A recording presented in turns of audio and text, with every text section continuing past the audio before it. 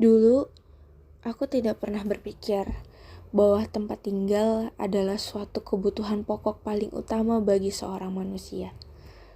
Aku juga tidak pernah berpikir bagaimana bisa sebuah bangunan bisa terbangun begitu saja. Sampai pada akhirnya, aku mengambil jurusan arsitektur dan menjadi salah satu mahasiswa Universitas Mula Warman.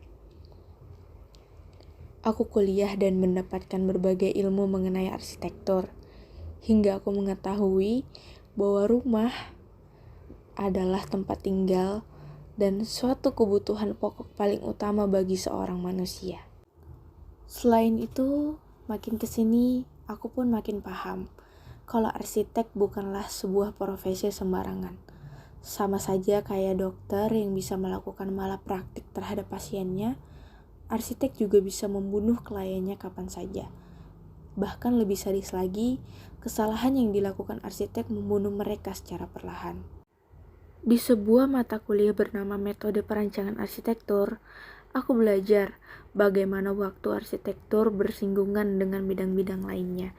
Ternyata, aku baru tahu kalau banyak banget pemikiran filsafat yang dipinjam sama para arsitek dunia yang dijadikan dasar atau basis buat merancang setiap karyanya.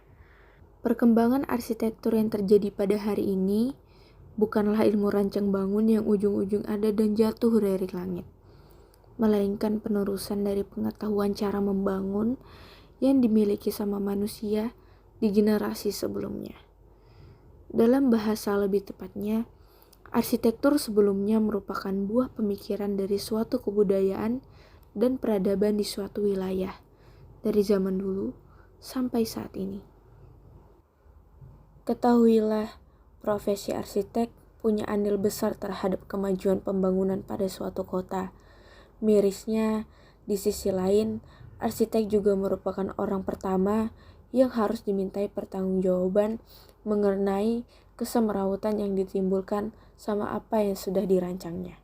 Maka dari itu, sebagai calon lulusan arsitek, ingatlah bahwa kita semua memiliki satu PR besar yang harus dikerjakan secara bersama-sama.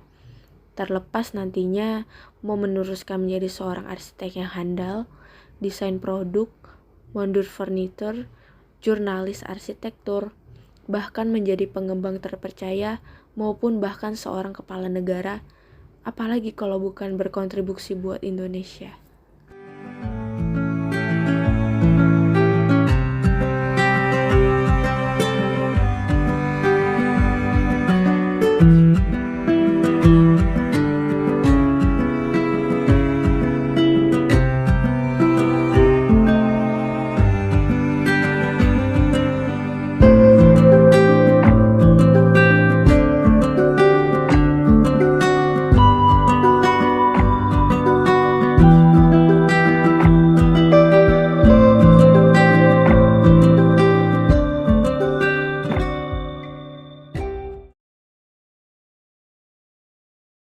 Terima kasih.